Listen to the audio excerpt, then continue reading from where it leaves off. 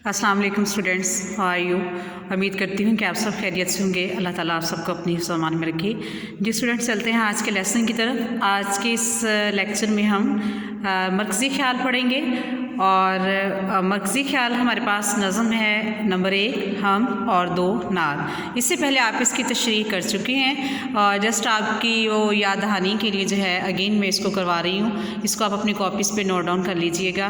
और सबसे पहले एक छोटी सी आपको टिप जो है आपके साथ शेयर करती हूँ कि आप इसका मरकज़ी ख्याल कैसे लिख सकते हैं। जैसे आप इसकी तशरीह ओवरऑल आप एक बार अपनी जो आपकी नज़्म है उसको अच्छी तरीके से पढ़ लीजिए, उसको आसान अल्फाज में कर लीजिए। वो आपके पास एक तरह का खुलासा रेडी हो जाता है। और फिर जब आप उसका मरकज़ी ख्याल लिखना है, आप फिर उसी में से जो उसके मेन 2-3 लाइन्स हैं वो आप निकाल कर लिखेंगे। यानी कि जो आपको लगता है कि ये बहुत इम्पॉर्टेंट हैं वो आपका मरकज़ी ख्याल तैयार हो जाता है। और ख़ुलासा और चीज़ है, मरकज़ी ख्याल यानी सेंट्रल आइडिया जो है ये और चीज़ है। ख़ुलासे में आप पूरे लेसन की जो है वो समरी लिखते हैं, लेकिन इसमें आपने जस्ट उसका सेंट्रल यानी कि मेन इसमें क्या चीज़ बताई गई है वो आपने राइट करनी है। तो उसके लिए मैंने आपकी हेल्प के लिए ये 2-3 लाइन्स लिख भी दी हैं, इनको भी देख लीजिएगा। और जैसा कि मैं आपसे कहती होती हूँ कि यही हर्फ़ आखिर नहीं होता। अगर आप इससे ज़्यादा अच्छा ख़ुद से भी लिख सकते हैं तो प्लीज़ ज़रूर लिखिएगा। आप अपने अल्फाज में भी उसको राइट कर सकते हैं। डेट्स ऑल, शुरू करते हैं। बिस्मिल्लाहिर्रहमानिर्रहीम। सबसे पहले हमारे पास हम जो है नज़म है, इसको इस नज़्म में मौलाना हाली कहते हैं कि कोई चीज़ भी अल्लाह ताला की कुदरत से बाहर नहीं है।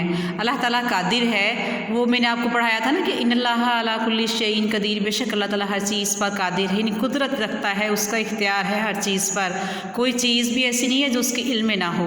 अल्लाह ताला कादिर है और इंसान आजिज़ है। अल्लाह ताला का अपने जिन ख़ास बंदों पर करम होता है उनकी निगाहों में बादशाहों का लिबास भी नहीं जचता और दुनियावी चीज़ों की कोई हैसियत नहीं होती। यानी कि जिन पर अल्लाह ताला अपना ख़ास इनाम करता है, जिनके दिलों को अपनी तरफ खींच लेता है, जिनको अपने लिए मखसूस कर लेता है, फिर दुनियावी चीज़ें उनके लिए कोई मानी नहीं रखती। इवन कि बादशाही लिबास जो होता है वो भी उनके नज़दीक जो है वो कुछ भी हैसियत नहीं रखता। यानी कि वो जो उसके पास अपना लिबास है उसको वही अच्छा लगता है, वो उसी में ही जो है वो हर टाइम गुम रहता है। इस तरह से आप लिखेंगे। That's all. नेक्स्ट है हमारा नात।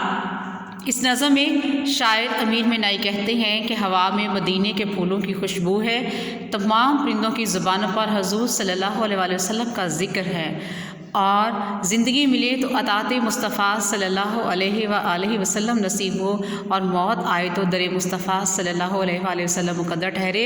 आप वसल्लम तमाम दुनिया के लिए रहमत हैं। वैन वमार सल्लल्लाहु अलैहि रहमतल लिल आलमीन, यानी हमने आप सल्लल्लाहु अलैहि वसल्लम को तमाम जहानों के लिए रहमत बनाकर भेजा।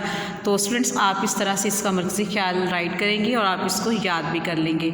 और इसके अलावा अगर आप अपने अल्फाज में लिखेंगे तो भी ठीक है। शॉर्ट सा अगर आप अपने जहन में इसकी तशरीह लाएँ तो नात में आपने पढ़ा था ना कि इंसान तो इंसान है, लेकिन सुबह सुबह जब ऐसे हवा आती है तो लगता है कि इसमें मदीने के फूलों की खुशबू है, और उसके साथ जो परिंदों की आवाज़ें आती हैं तो लगता है कि वो भी अल्लाह ताला और उसके रसूल सल्लल्लाहु अलैहि वसल्लम के ज़िक्र में मसरूफ़ हैं।